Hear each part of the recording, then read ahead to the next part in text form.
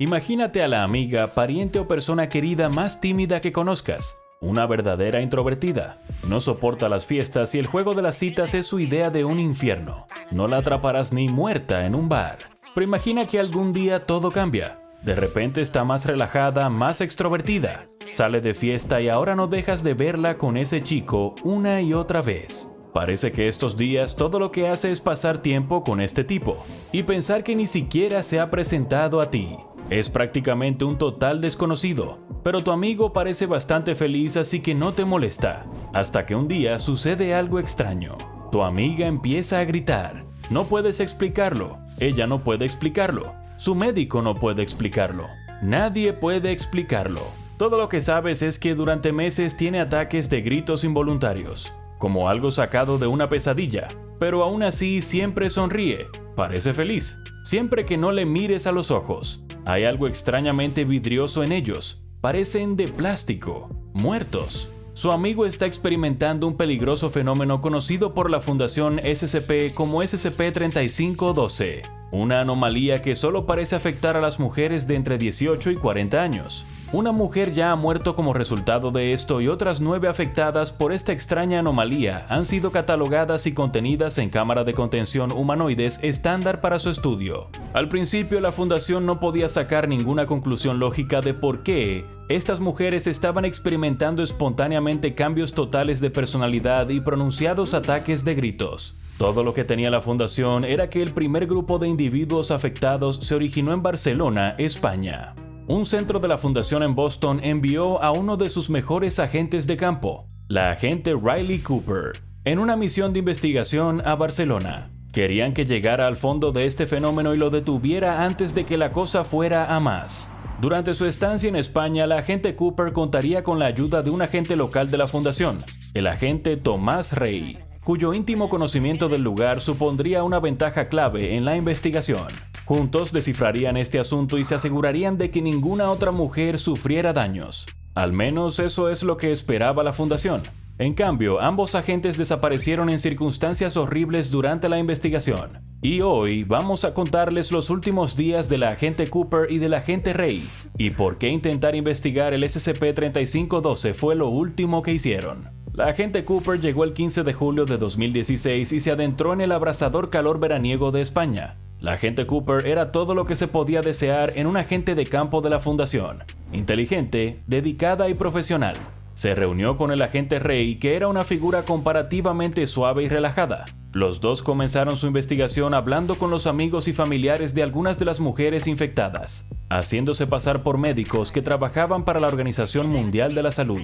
La agente Cooper en sus diarios personales señaló lo espeluznante e irreal que parecían las mujeres afectadas. La mayoría de las entrevistas fueron desconcertantes y tristes, pero no precisamente esclarecedoras. Sin embargo, cuando las cosas se acercaban a su fin, la hermana mayor de una de las víctimas mencionó una sola palabra: apagón.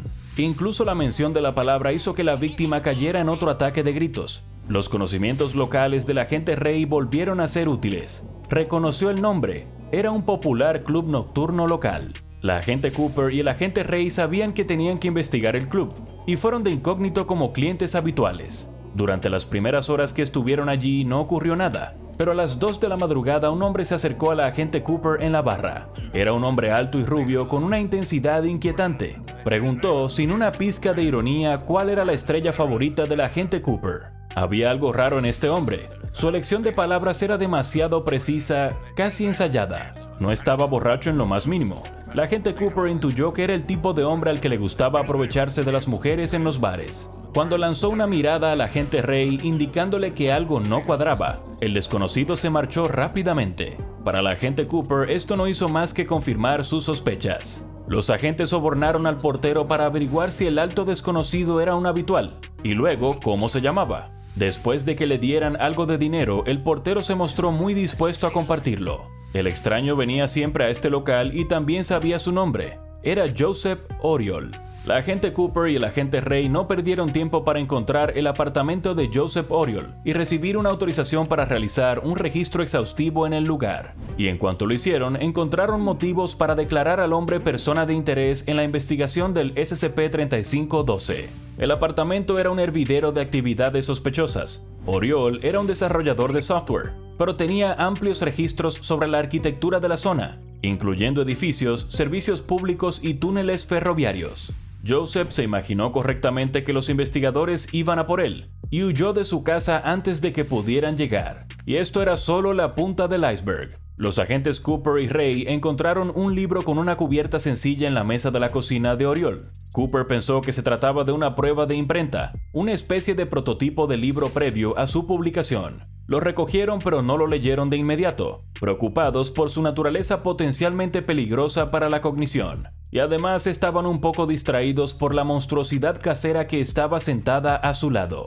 A la agente Cooper le pareció una mancha de cera esculpida, con una serie de 12 patas improvisadas hechas con una variedad de sustancias que incluían piezas de Lego, tallos de rosas, una pinza de cangrejo, un sacacorchos. Ray llamó a Cooper al baño, donde había varias cajas llenas de suministros similares, bodkins, plumas, extremidades de muñecas, alambre y jeringuillas. Cuando Cooper condujo a Ray de vuelta a la cocina para ver el pequeño proyecto artístico de Oriol, posteriormente clasificado por la Fundación como SCP-3512-1, se sorprendieron y desconcertaron al ver que ya había desaparecido. Todo en esta situación gritaba anómalo, y solo empeoró más tarde esa noche, cuando Cooper realmente leyó el libro que había recogido del apartamento de Oriol, asegurándose de llevar gafas de filtrado de riesgos cognitivos como precaución. El libro, ahora conocido por la Fundación como SCP-3512-2, se titulaba Cuanto más sepas, Biblia de un artista del ligue, y fue descrito por un hombre que usaba el seudónimo Enigma. Como sugiere el título, era un libro misógino de no ficción de 625 páginas sobre el tema de ligar con mujeres. Incluso tenía un prólogo sobre su eficacia del popular rapero estadounidense Calvin Broadus Jr., más conocido como Snoop Dogg.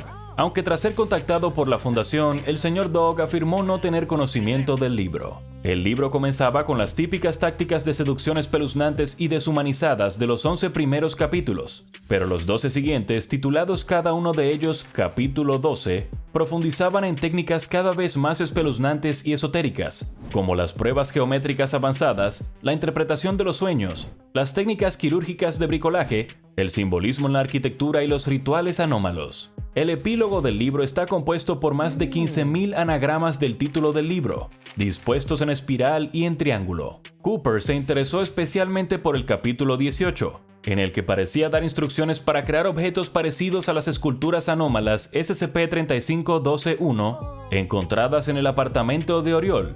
El capítulo decía: haz una bola aproximadamente con los materiales que has cosechado y colócala en el congelador durante 6 a 12 horas. Se puede utilizar grasa de cerdo, pero los resultados serán menos satisfactorios. ¿Quién lo diría, verdad? Mientras espera, puede preparar las extremidades. Concéntrese en la articulación más que en la fuerza. Puede que quieras añadir herramientas sencillas a algunas extremidades, si el objeto de tu deseo es más cuidadoso que la mayoría. Pero recuerda que cuanto más complicadas las hagas, más precisa tendrá que ser tu escultura. Coloca las extremidades preparadas en una superficie limpia y plana. Una vez que tu preparación adiposa haya tenido tiempo de congelarse, tállala cuidadosamente con la forma que aprendiste en el capítulo 12. Sabrás que está listo cuando veas que empieza a sonreírte. Ahora introduce las extremidades. Deberían tomar casi inmediatamente. Espera a que tu pretendida esté durmiendo. Entonces concentra tus pensamientos en su cara y particularmente en el interior de su boca y garganta. Pronto verás cómo tu nueva amiga se escabulle dispuesta a ayudarte a establecer el dominio social.